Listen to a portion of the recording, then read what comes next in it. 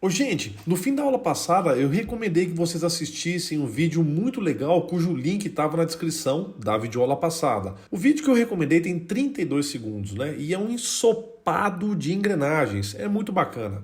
O vídeo foi gravado com uma boa resolução, mas infelizmente ele não mostra com detalhes do que se trata aquela aplicação. Mas de toda forma, no vídeo aparecem, além de ECDHs, umas engrenagens cônicas que serão alvo de videoaulas que virão um pouco mais para frente no nosso curso de Elementos de Máquinas 2. Se você continuar firme e forte aqui na playlist, sem desistir, sem se render, em breve você vai estar estudando comigo as engrenagens cônicas. Então vamos dar sequência ao que foi prometido.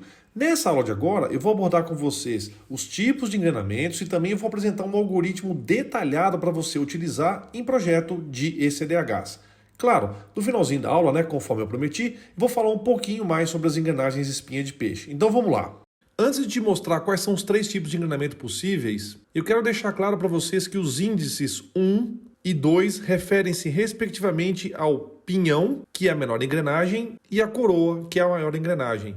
E quando eu falo maior ou menor, eu estou falando sobre o diâmetro primitivo. Então imagine, por favor, a seguinte situação. Vamos presumir que você conheça o número de dentes do pinhão Z1 e também conheça o número de dentes da coroa Z2. Com essas duas informações, a gente consegue perfeitamente calcular a relação de transmissão I do par engrenado. E de acordo com o nosso referencial teórico, quando a relação de transmissão I é conhecida, a gente deve usar a fórmula extraída do livro do Shigley para calcular o número mínimo de dentes para não haver interferência entre o par conjugado.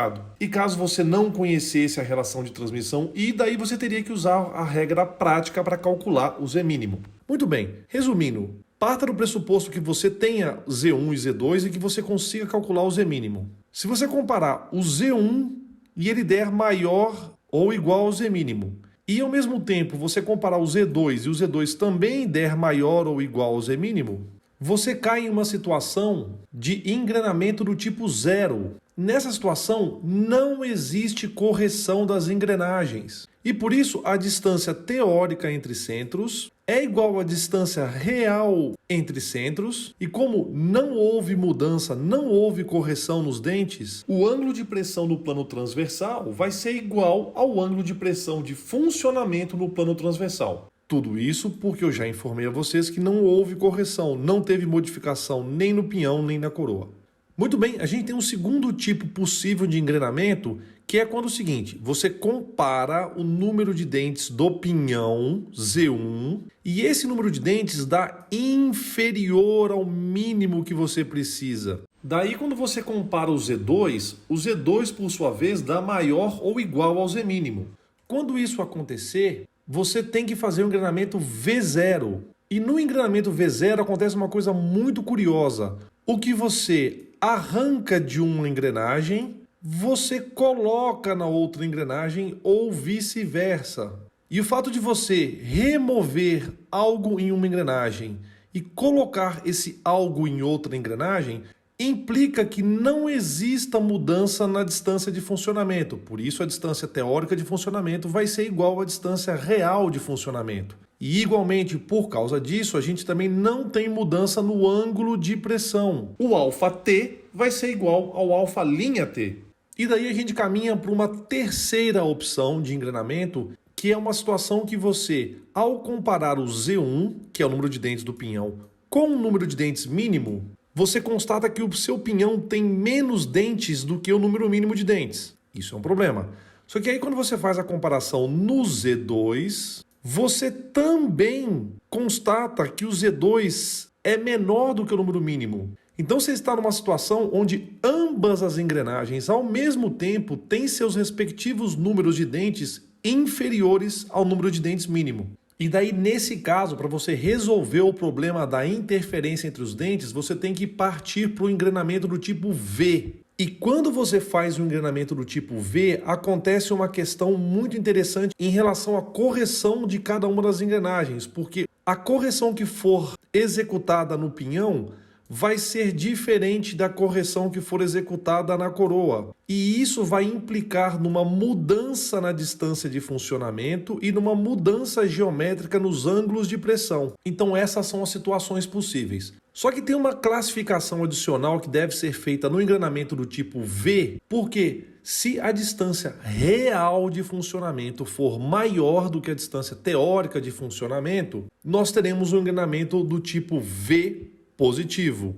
Em compensação, se a distância real de funcionamento for inferior à distância teórica, nós teremos um V negativo. Então entendam vocês, essas são as sugestões do ponto de vista de projeto de uma engrenagem e do ponto de vista de utilização real de uma engrenagem, esses são os cenários possíveis. São 3 cenários, sendo que o engranamento do tipo V tem 2 classificações adicionais. Agora, acontece uma coisa muito interessante que às vezes causa confusão, mas eu espero que nessa altura do nosso curso tenha ficado claro para vocês que esses são padrões de recomendação. Então eu vou tomar uma situação hipotética caracterizada pelas seguintes evidências práticas. Imagine que você tenha um Z1 que é maior do que o Z mínimo. Imagine que você tenha um Z2 que seja maior do que o Z mínimo.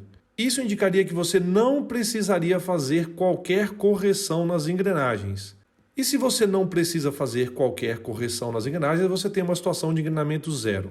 Deu para entender? Eu gosto muito de fazer analogia, então você tem 2 pessoas que se mudaram para um imóvel e as regras gerais da arquitetura dizem que nenhuma correção nos imóveis é necessária. Essa situação hipotética seria classificado como uma reforma do tipo zero. Só que as 2 pessoas que se mudaram para esse imóvel decidiram fazer uma reforma. Elas querem fazer uma reforma. Então, se elas querem fazer uma reforma, tem 2 opções de reforma possível. Eu lembro mais uma vez, não era necessária a reforma, mas as pessoas decidiram fazer a reforma. Então, se elas, por conta própria, decidiram fazer a reforma, existem 2 reformas possíveis. Ou elas fazem uma reforma do tipo V0, e essa reforma implica que o quanto tirar de um cômodo tem que ser colocado no outro. E isso não promove alterações, digamos assim, nas estruturas de sustentação desse imóvel, porque nada de significativo foi mudado. Quando eu falo significativo é do ponto de vista estrutural. Você fez uma remoção de material de um lado, mas você colocou essa mesma quantidade de material no outro lado. Então, dentro da propriedade, a quantidade de material continua a mesma. Essa é uma das reformas possíveis. O outro tipo de reforma possível é uma reforma na qual o que for feito em um imóvel será diferente do que for feito no outro imóvel. E isso implica numa mudança estrutural desse imóvel. Se for esse o caso, você tem esse tipo de reforma, seria uma reforma do tipo V. Tá legal? Então eu já estressei bastante o tema, expliquei as possibilidades, faça sempre uma correlação com a parte física e aí eu passo para revisão com vocês do algoritmo de solução do exercício, uma vez que a distância real entre centros, a linha, vai ser o pivô dos caminhos possíveis dessa solução que eu vou te propor agora.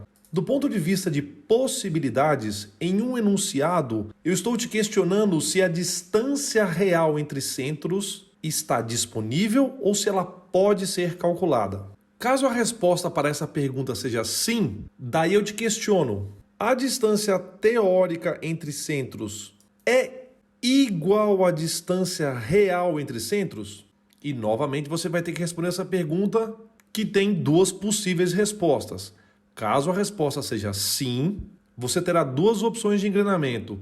Ou você tem um engrenamento zero, ou você terá um engrenamento V0. Para você descobrir qual é dessas situações, eu peço para você comparar Z1 com Z mínimo. Se você fizer essa comparação e o Z1 for maior ou igual ao Z mínimo, você vai constatar que se trata de um engrenamento zero. Por sua vez, se você comparar Z1 e ele for menor do que o Z mínimo, isso implica que nós estamos falando de um engrenamento do tipo V0.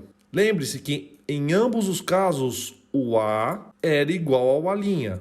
Agora, pode ser que ao comparar o A' fornecido no enunciado do exercício, essa distância seja diferente do A. Então, se o A' não for igual ao a única possibilidade que você tem é de fazer o engrenamento do tipo V. E se for esse o caso, sempre faça a comparação do A' com o A. Se ele for maior, o engrenamento é do tipo V positivo. E se o A' for menor do que o A, o engrenamento é do tipo V negativo.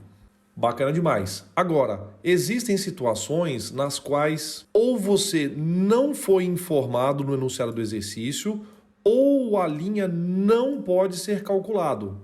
Então, se o linha não estiver disponível ou se o linha não puder ser calculado, aí a única solução que você tem para esse exercício é que você faça a comparação do Z1 com o Z mínimo.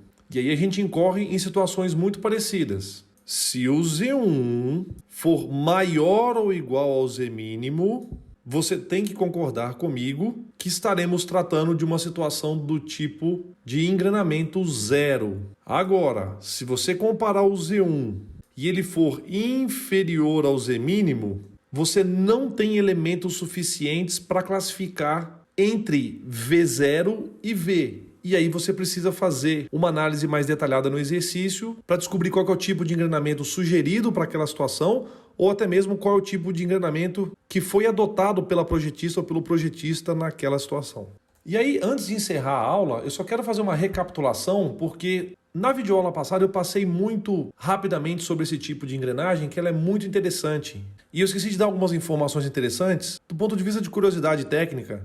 Herringbone, em inglês, significa espinha de peixe. Essa é a tradução literal desse termo. E, obviamente, gear, em inglês, dentre as diversas acepções, pode significar engrenagem. Na verdade, herring é um tipo de peixe que no Brasil se chama arenque. É um peixe pequeno e gorduroso. Só que eu não quero que você pense que eu sou pescador e que eu manjo de peixe, sabe? Na verdade, eu descobri que essa era a tradução do nome do peixe porque o professor McAllister me contou. Olha ele aí, de cara com o seu peixinho.